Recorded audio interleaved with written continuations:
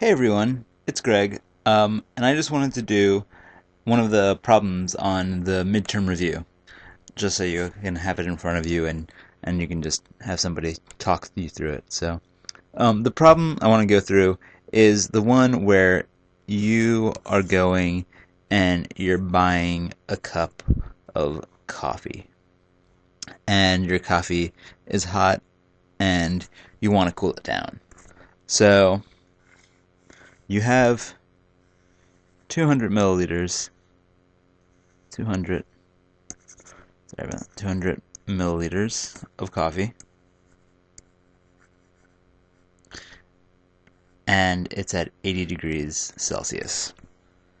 And so you get a cup of ice water that has about, let's see, 10 milliliters, and since it's ice water, it's at 0 degrees Celsius. This is water.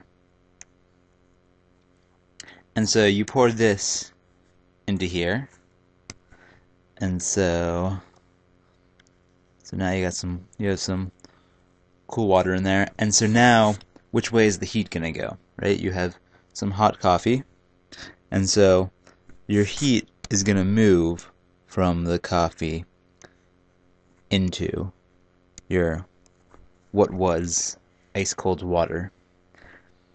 And so what that means is that your water is going to gain heat, and your coffee is going to lose heat. And let's call the heat gained Q, and the heat, let's make that red, Q, and the heat lost is going to be, it's going to be the same amount because the heat just is not transferred to the cup or anything. You have a really nice cup. So the heat lost is just negative Q. And so now we can use the fact that these two are equal and opposite. So you say Q from that was gained by the water. So this is gained is equal to minus Q coffee. And what we're trying to find is, so what's the question of this whole thing? The question is, if we let this whole thing sit around for a little while, what is the final temperature of the entire thing? So we need an equation where we can relate the original temperatures, 80 degrees Celsius, 0 degrees Celsius, the amounts of the two, and we can figure out what the final temperature is. And so whenever you're trying to figure out initial and final temperatures, you should use a particular equation. And the equation that you'll want to use is Q equals mc delta T.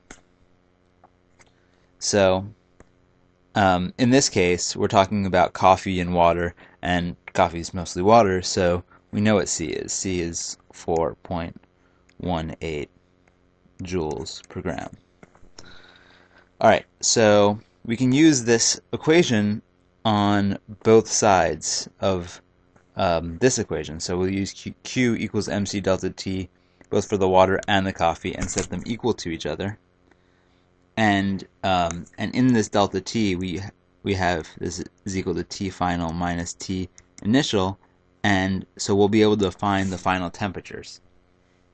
Okay, so let's just plug in this equation to see what we get. So we have mass of the water, so I'm plugging into here just for the water, times C, and then delta T is equal to minus, and so these are for the water, and then you have minus M coffee, C is the same for both of them, it's just that, and then delta T coffee.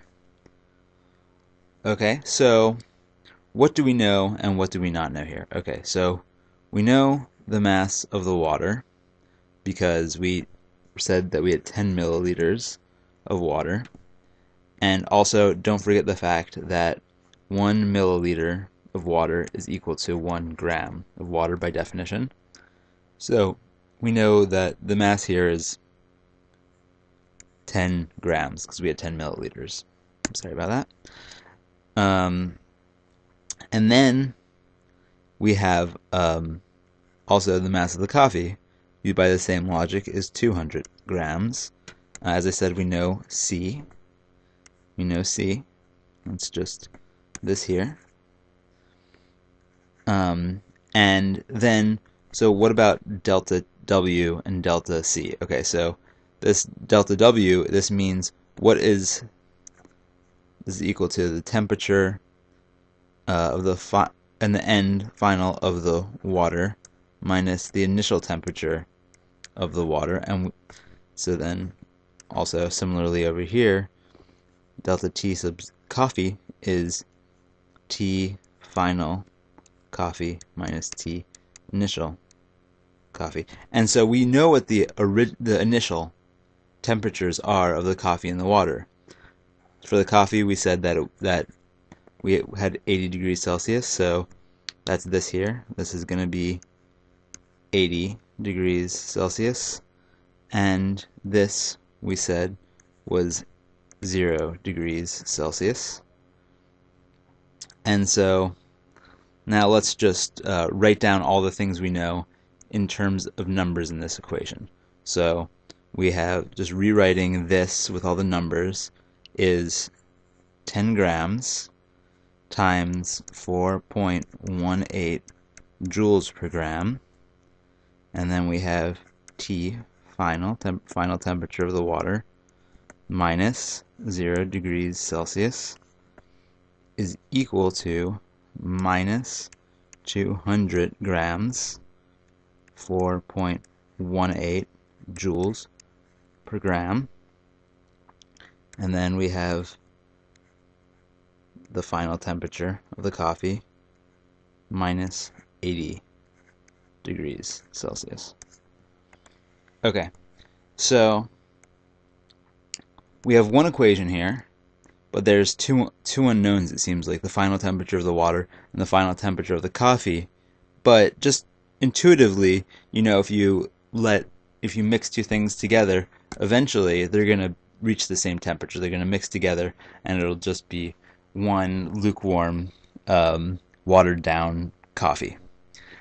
And so we know that that this and this are actually the same. The final temperatures are the same. So you can just replace them with something. Let's call it T final. T final. And so now you can rearrange this equation, and you can find, and since there's just one unknown, you can rearrange it and get what T final equals. And so I'll leave that to you. If you have any questions about what I've done, please feel free to email me. Again, it's Greg. Good luck on the exam, and have a great day.